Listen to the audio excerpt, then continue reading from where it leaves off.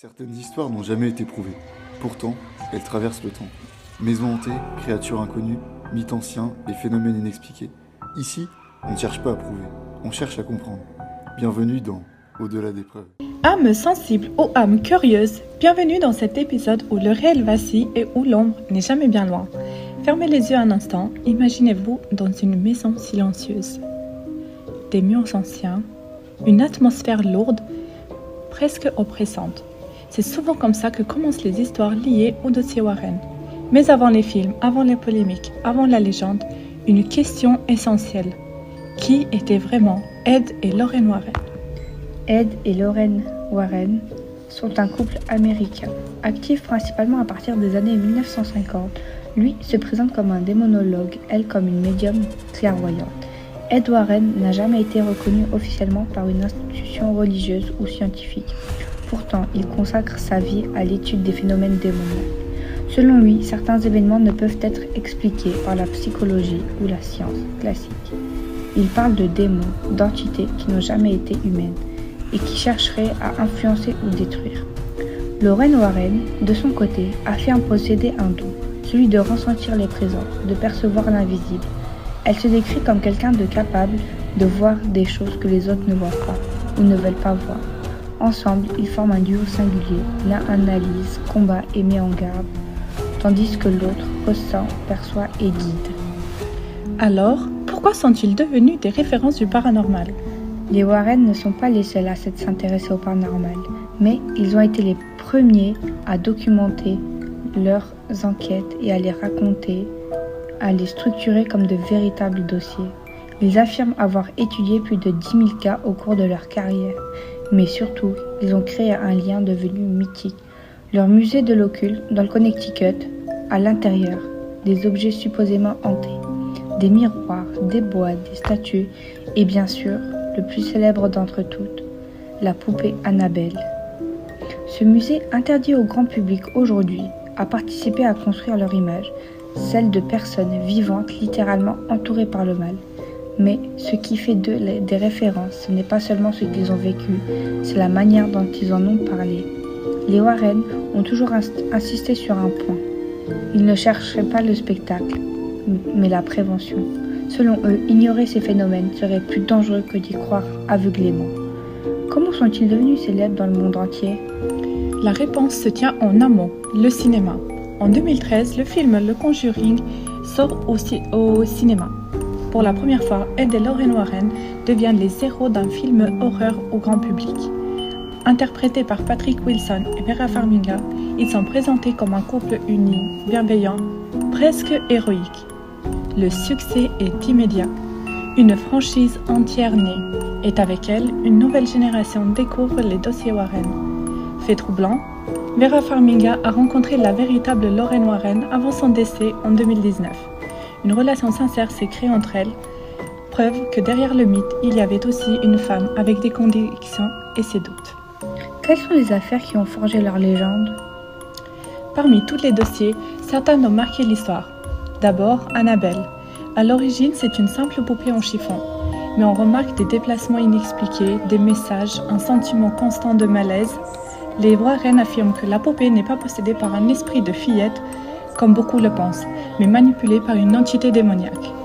Une nuance essentielle dans leur vision du paranormal. Puis, Amityville, une maison, une famille assassinée, des voix, des murs qui saignent selon certains témoignages.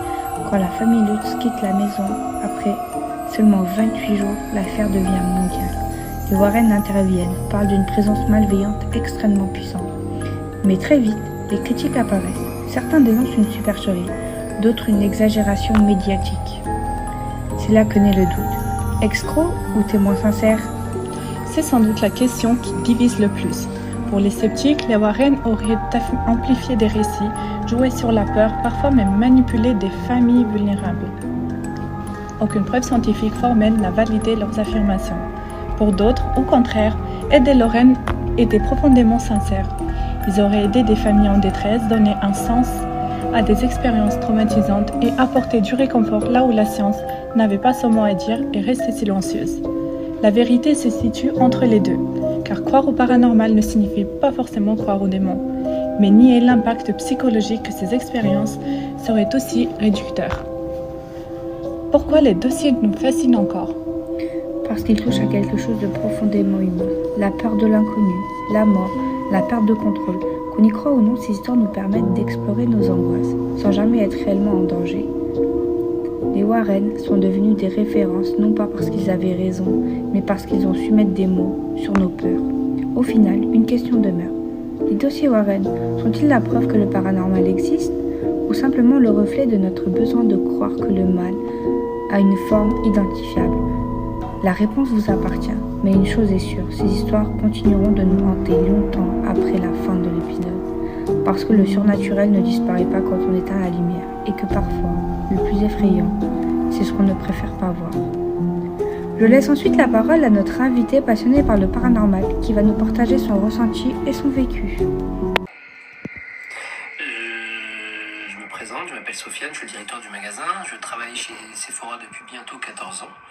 Et je voulais parler d'une anecdote en particulier, à savoir que dans le magasin, les mardis, jeudis et les samedis, on reçoit la livraison à peu près 6h45. J'arrive toujours un petit peu avant pour préparer la livraison, préparer la journée. Et puis ce matin-là en particulier, rien d'inhabituel au début. Je déchargeais mentalement la journée à venir, je me préparais pour l'arrivée du livreur. Et puis du coup, j'ouvre la réserve pour préparer les emplacements où on va pouvoir ranger la marchandise. Et puis j'ai cru voir une ombre bouger au fond. Pas une silhouette nette, juste un mouvement, quelque chose de très furtif. Et sur les coups, j'ai pensé, ok, je dois pas être bien réveillé. Bon, entre le manque de sommeil, la fatigue, la lumière qui était encore un petit peu basse ce matin-là, j'ai franchement cru que c'était juste mon imagination. Mais quelques secondes plus tard, un carton est tombé. Un carton posé en hauteur, bien stable. Je l'avais vu depuis que j'étais arrivé le matin. Et puis un deuxième carton qui tombe. Alors là, je me suis figé. J'étais pas effrayé, juste surpris. J'ai appelé un collègue, rien, aucun bruit, personne n'était là. Le livreur, il n'arrive qu'à 6h45. Quand il arrive, je pose la question, mais vous êtes déjà allé en réserve ? Non, jamais, je n'y ai pas accès. Et puis, c'est quelque chose qui m'a perturbé quand même. Alors, on a décidé de regarder les vidéos de caméra surveillance. Et là, je dois dire que j'ai été un peu secoué. Parce que sur plusieurs angles, on voit un truc se déplacer. Pas clairement une forme humaine, mais comme une ombre qui traverse la pièce vraiment en une fraction de seconde, d'un côté et de l'autre. Moi, je suis bien visible sur la caméra. Il ne me semble pas que c'est un artefact ou quelque chose. On a d'abord pensé que c'était un reflet, une erreur de caméra, un bug, je sais pas. Du coup, on a quand même demandé au service technique de vérifier. Pour eux, rien d'anormal sur le matériel. On a essayé de porter plainte pour intrusion, disant que quelqu'un aurait peut-être pu se dissimuler dans la réserve. Donc la police est venue, elle a regardé les enregistrements. Non, rien, aucune explication logique. Pas de traces d'effraction, pas d'empreinte, rien du tout. Et les jours suivants, on a commencé à entendre des choses, des bruits bizarres dans la réserve, des murmures, à peine audibles, comme si quelqu'un parlait juste derrière moi. Puis quand tu te retournes, personne. Parfois c'est court, parfois c'est léger. Je me dis mais c'est pas possible, ça doit être dans ma tête. Je ne prétends pas que c'est un esprit ou un truc surnaturel. Je dis juste que c'est que c'était réel pour nous à ce moment-là.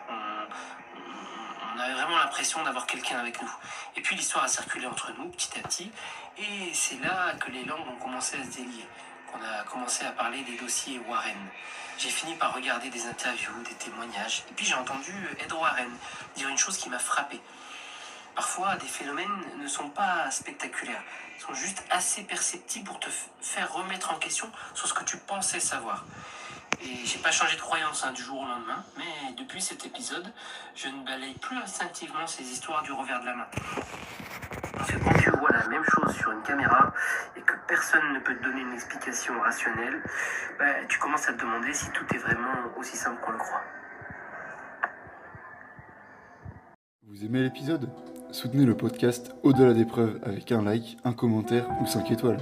Et abonnez-vous pour découvrir les prochains récits. D'autres épisodes sont déjà disponibles. À bientôt!